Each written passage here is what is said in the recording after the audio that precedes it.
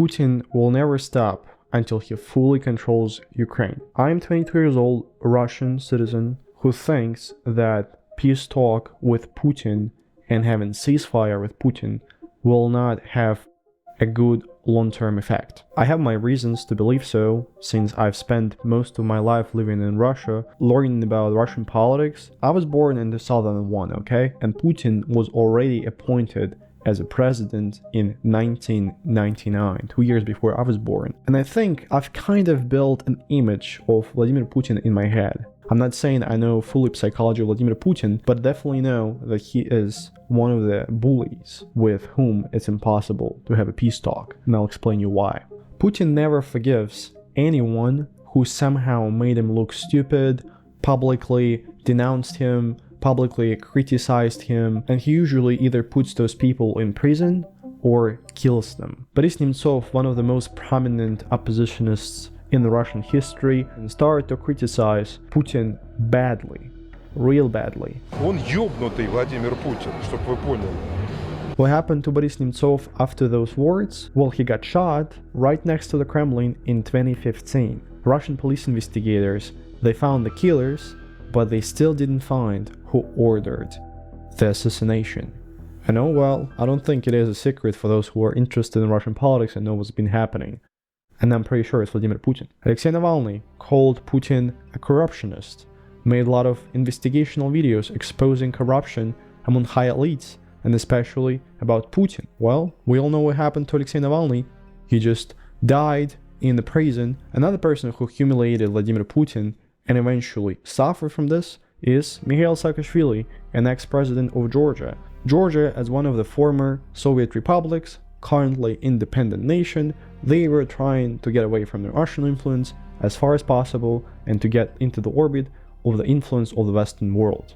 Well, Putin didn't like it. Mikhail Saakashvili, who was a president at the start of 2000s and all the way until 2012, ended up calling Vladimir Putin as Lily Putin, basically because of Vladimir Putin's height, which is a mystery. How tall is he really? And Mikhail Saakashvili himself is a big Georgian guy, super tall, like at least 6.2 or 6.3 in feet and inches. And eventually him, as a great big guy, calling Vladimir Putin Lily Putin. Putin ended up doing is invading Georgia in 2008 and basically taking 20% of the territory of Georgia from it and still keep it. The main point is that Saakashvili, Georgian president, humiliated Putin. And for this, Saakashvili, when he came back to Georgia, tried to get into Georgian politics again after he came back from Ukraine.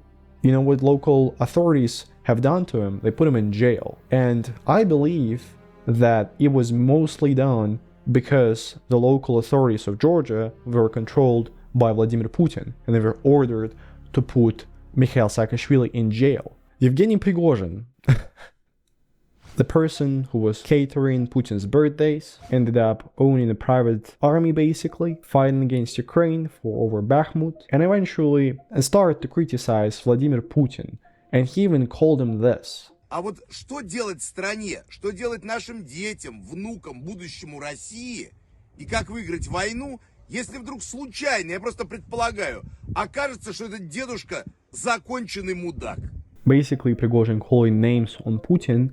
And, well, not only that, but he actually rebels against Putin. He marches on Moscow, on the capital of Russia, to, well, he didn't say what he wants to. He wanted justice, as he was saying. Not against Putin directly, he didn't say that, but against the top commandment of the Ministry of Defense, which are basically Putin's friends. And we all know what ended up happening to this military coup. We all know what happened to Yevgeny Prigozhin after that, a little bit later. Nobody were really surprised when Yevgeny Prigozhin's plane got shut down or blew up from the inside. Nobody still knows. But the fact is that Yevgeny Prigozhin is dead. Why am I saying all this? How is this related to a peace talk towards Ukraine? Well, in 2022, Ukraine has proved to the whole world that the Russian army is not second strongest army in the world. The Russian army is the second strongest army in Ukraine, okay?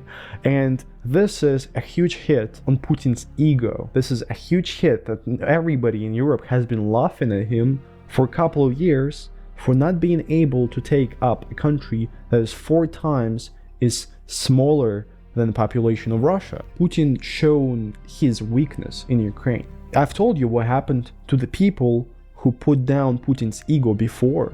Boris Nemtsov, Alexei Navalny, Mikhail Saakashvili, hundreds of others actually I'm not mentioning because it's not that big of a names.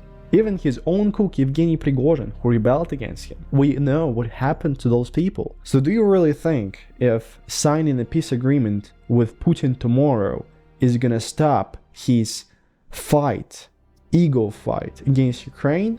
I don't believe so. The other reason I don't believe Putin is gonna ever stop with Ukraine until it's fully destroyed is because of the collapse of the Soviet Union. Putin himself said that the collapse of the Soviet Union was the biggest geopolitical catastrophe of the 20th century.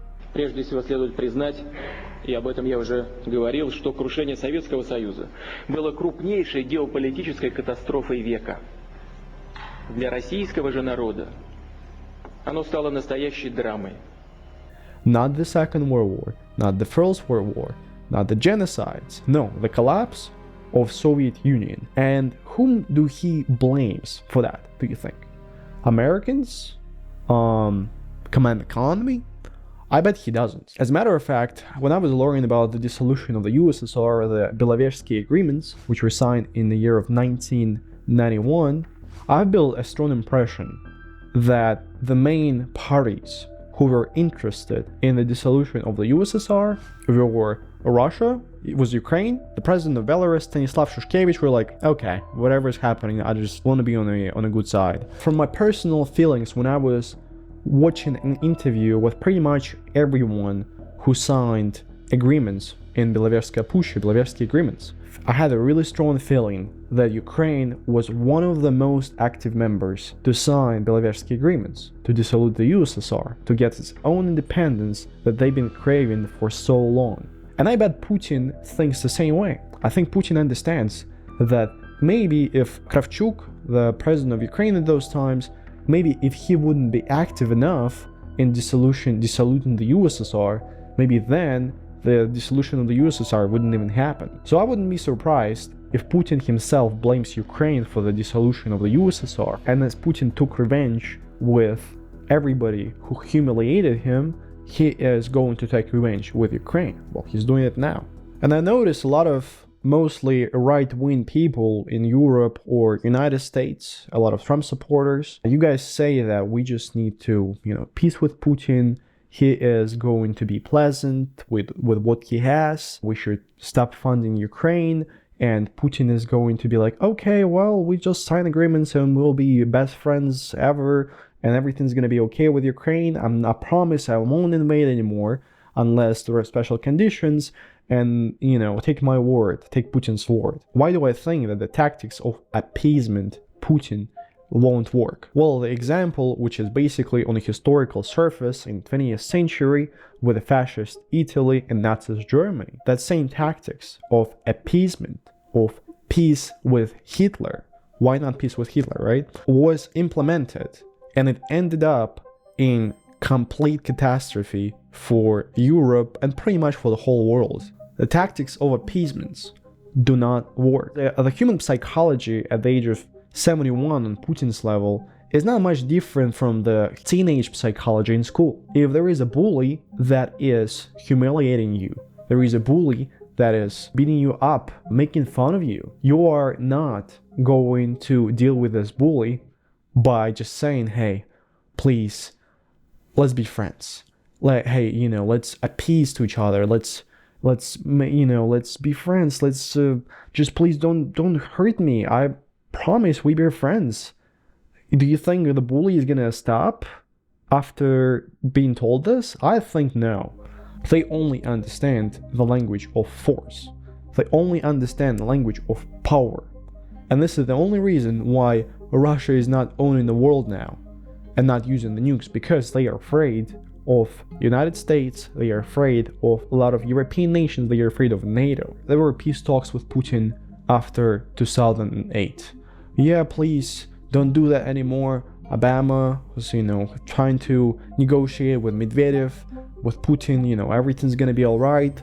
No, it didn't work out. Then 2014 happens. Russia annexed Crimea, a territory over a different independent nation. And then there were peace talks, like, yeah, Russia will be friends. Let's have a soccer cup in Russia in 2018. All nations gonna come together and we all gonna play soccer and understand that we all have friends. We're not gonna sanction you much. We're just gonna sanction you a little bit. But no, if you're gonna do more, we'll try to do more, but please don't do it. And then 2022 happens. Russia wages the biggest war in Europe since the Second World War, since Hitler did that.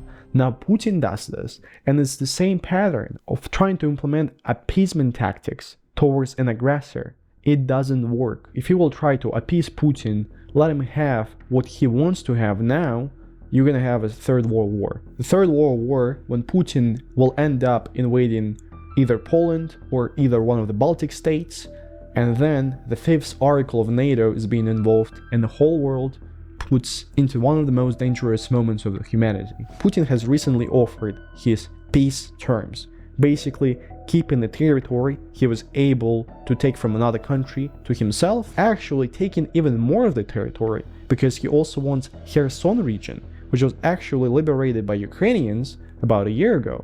But now he wants it back, because what happened is the territory, which is currently under the control of Ukraine, is actually written in the Russian constitution as part of the Russian territory. So Putin wants even more than he has now.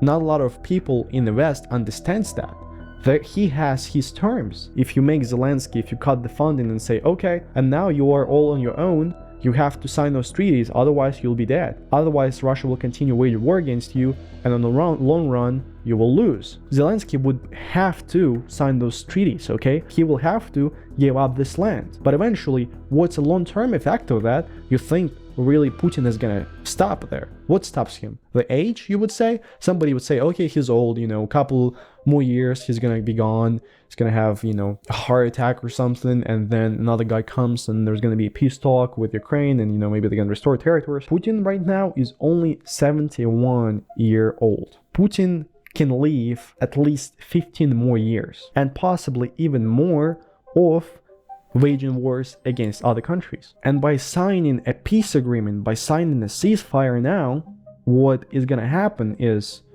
Putin will have more time to solve the corruption problems, to make the Russian economy even more wartime oriented, to get ready for the second round of waging a war against Ukraine in a more successful way. So I think making peace with Putin now is the same as making peace with Hitler after he invaded Poland. I think it's in the most self-interest of the United States, and especially European countries, to be able to help Ukraine to defend its integrity and its independence. Because otherwise, United States will have to do the same thing what they've done in the First World War, in the Second World War, meaning sending men abroad to Europe to solve European problems, losing a lot of men as they've done in the First World War and in the Second World War. And if you can spend a little bit of money to eventually stop losses of hundreds of thousands of human lives, I think this is a great investment. It was me, Zach the Russian. Thank you for watching the video. There are ways to support the channel. There is a Patreon page where I sometimes post something exclusively for patrons only. I would really appreciate if you go and support me there. As usual, thank you for watching the video, and see you in the next ones. And don't forget to support Ukraine.